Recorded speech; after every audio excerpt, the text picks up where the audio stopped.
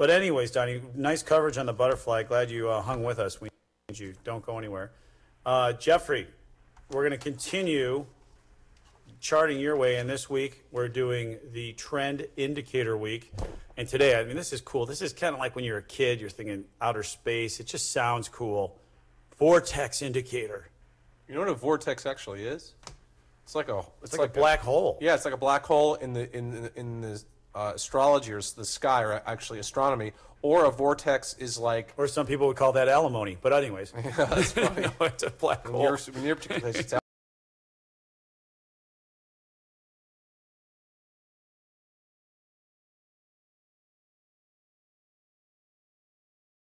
if you're in biochemistry and you well, I'm sorry, I'm cracking I would up only when you hope guys are that talking about the vortex over here. This is just like the funniest name on here. Vortex is when you flush the toilet. That's BC, exactly what it is. It's BC, you're right. a sucking thing that brings it down. But no, actually, it's like when you're building a double helix in biochemistry. They call the vortex like almost like the connection of the circular lines. But let me, before I add the vortex indicator, let me give a little history behind it because I love doing this.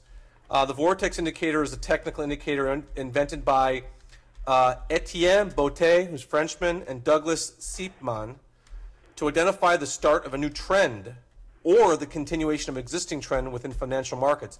It was actually published in the January 2010 edition of Technical Analysis of Stocks and Commodities magazine, if you're curious.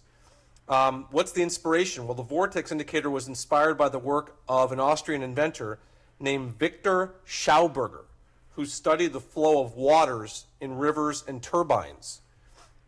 Etienne Bottet and Douglas Siepman developed the idea that movements and flows within financial markets are similar to the vortex motions found in water.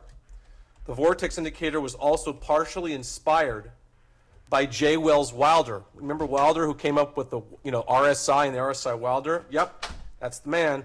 Well, the vortex indicator was partly inspired by his concept of directional movement, which assumes the relationship between price bars gives clues as to the direction of the market overall. So let me put up the vortex, and I'm going to go through this really slowly and point by point. Not trying to trick you. I want to keep you in here. You need to go to V alphabetically on the drop down to find it. It's under V-Z, which is the last. You'll notice where it says vortex indicator. Just left click on it, and it will automatically add it. Again, it defaults to a lower study subgraph, not an the upper price graph. So look underneath here. You've got the vortex indicator down here. I'm going to click on the edit studies beaker here. I'm going to highlight the vortex indicator. And again, you've got the vortex VI plus and the VI minus, kind of like J. Wells Wilder has a DI plus and DI minus for his directional movement indicator. You got a positive and a negative. The only difference is I'm going to make one a little bit more profoundly colorful than the other by changing it to this color, and click apply and click OK, so we can see a distinct difference between the two colors. And again, it defaults to 14 periods, as you can see right here. Vortex parenthesis 14. Periods keys off the frequency. We're looking at a 9-month daily indicator of Intel, so it's going to compute the vortex of Intel's 14 days, each 14 days of Intel. If you don't understand it, click on the beaker here. Just do a search for the vortex, VOR. And if it comes up here, there's a question mark. Go ahead and click on that question mark, and it'll give you a description. It's our resource center. Make use of it.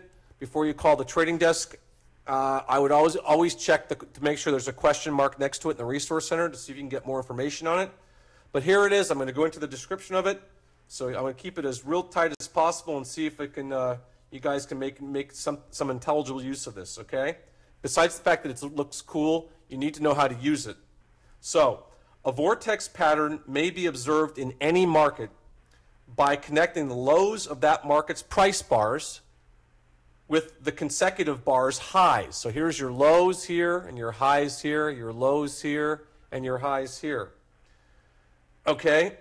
The greater the distance between the low of a bar and the subsequent bar's high, like from here to here, and from here up to here, the greater the upward or positive vortex movement, which they call VM plus. So VI plus they call it, or VM plus is vortex indicator plus or vortex movement plus. Similarly, the greater the distance between a bar's price high, such as right here, for example, on December 7th, and the subsequent bar's low, as you'll see here on looking down here over here around December 19th, the greater the downward or negative vortex movement, also known as VI minus or VI plus. So here's your VI plus, the move from here to here, and down here is your VI minus. VI plus from here to here, VI minus from here to here, VI plus from here to here, VI minus from there to there. By connecting the lows of the price bars with the consecutive bars highs, and then the bars highs with consecutive lows, one can actually observe a vortex pattern in the market. Now, I'm going to just do something. I don't want you to necessarily misinterpret this, but I'm actually going to add the vortex into the price chart so you can see kind of how it mimics the actual price movement. You see how it's moving up with the price? Again, it's not going to afford you much here, but again, I'm trying to get you an idea how the vortex is derived by the price movement of up and down price movements or the ebb and flow of water. Again, it spreads out too far to make intelligible use of it, so I'm going to take it back down to a lower study subgraph, but I just want to give you an idea of where the idea comes from. Now again, the greater the distance between the low of a price bar and the subsequent bar's high, low of a price bar and the subsequent bar's high here, the stronger the positive vortex plus movement. And again, similarly, the greater the distance between a bar's high, such as over here, and the subsequent bar's low, the stronger the negative vortex movement. So that's called VM minus and VM plus. Now, here's how one identifies a trend, okay? On a chart, the VI plus and VI minus will be seen to intersect each other at each change of trend. Notice how you have VI plus and VI minus. They intersect here, and they kind of converge and diverge and converge and diverge, and here they converge and diverge. You'll see convergences and divergences and overlaps. We talk about like the MACD, moving average, convergence, divergence. What you're looking for is divergences, convergences, and divergences.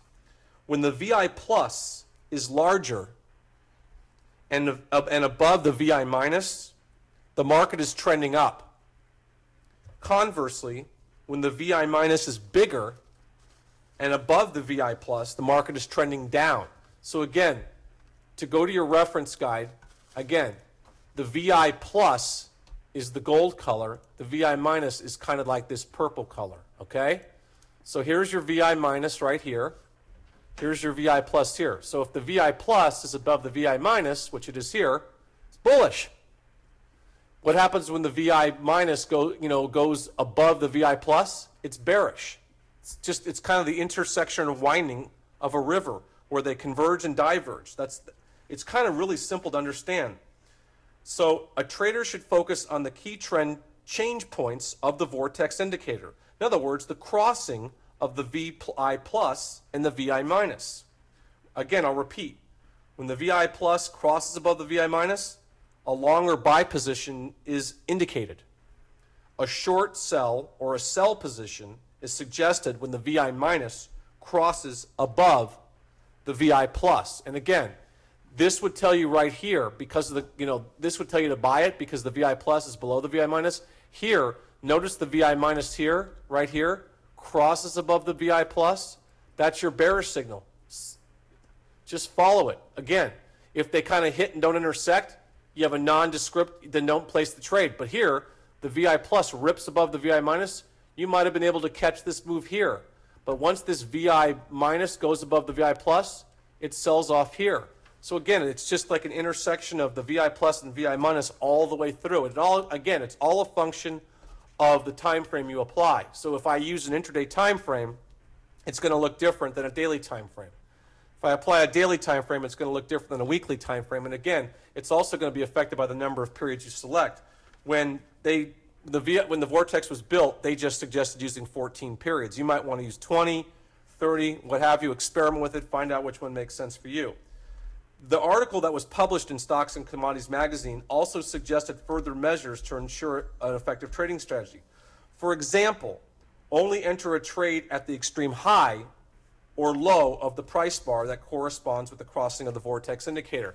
That decision is up to you. That's what they're recommended, that's their recommendation, to only place at the extreme high. That would have been up here. Of course, if you placed at the cross over here, you would have missed it.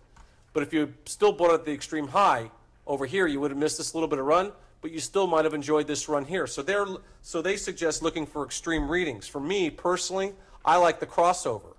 Again, it's up to you. You may want to choose the crossover. You may want to choose the extreme reading. Totally up to you. Experiment with both of them. See which one works for you. Now, again, I don't want to go into quite in depth into the calculation of the values. And again, they recommend that you can use it for intraday trading. You can use it for ETFs. You may want to use it for things like stocks. You may want to use it for even futures, even commodity futures. All of the above, they do recommend using it. They just recommend making sure your system is very tight and very hard. So the Vortex indicator, as its practical application, is simple to use because it only requires inputs that are based upon the high, low, and close of a bar is how they built it. Traders may use the Vortex indicator on its own or in combination with other technical indicators to confirm a change of trend or as a part of a larger trading system. For me personally, I would not just trade off the Vortex. I would have a linear regression channel up there, maybe a slow stochastic or an RSI wild or some type. You always put No, complementary. of course. I like to have other things complemented. I like price oscillators. I like to measure, volatility or price dispersion up there. I mean, I like to also have a linear regression channel up there. I mean, I'm one of these people who feels, Todd, like one indicator ain't enough. If I've got 4 buy signals, better than just 1 buy signal, you know? That's why you get a second opinion from a doctor, or you bring a girl home to meet mom. You don't just step out on the ledge and do it. Is that an opinion that you really want, the bringing the girl home to mom? Is this the mistake you made when you got married the first time? No. Okay. I don't want to go there. So, Oh, that's just wrong. So let's answer a couple of questions here. Sure. I'm sorry, Jeff, were you finished, or you had more? just about. I just want to say that. Yeah, let's let him finish up. I want to let me just finish up before I take questions. Go ahead, absolutely. He says that for intraday traders, this is a recommendation by the two people who created this, Don. If a trader opts to use a very short-term time frame, such as like a 5-minute bar, they recommend you should combine it with a long parameter of 34 to 55 periods. So they're telling you, on a shorter-term time frame, use longer-term periods. But on a longer-term time frame, use shorter periods. So for instance, if you were using, like I said, like a 5-minute indicator, they were saying, let's say 3 days, 5 minutes, they recommend changing this up to like switching to, and their example was 34 periods. They like 34. Type in 34, press apply. They recommend putting in 34 periods as opposed to 14. So on a longer-term time frame, Don, use more vortex periods, less vortex periods, and on a shorter-term time frame, use actually more vortex periods. That's the one thing they said. And it says they also mention that because of its universal applicability, the Vortex is suitable for both short-term traders and longer-term fund managers who wish to identify larger macro trends within a market. And to round it out, they said to test the Vortex indicator against Wells Wilder's DMI, his direction. That's one of the questions. DMI, directional movement indicator, a portfolio of 38 of the most actively traded full-size futures contracts was created. This is what they did.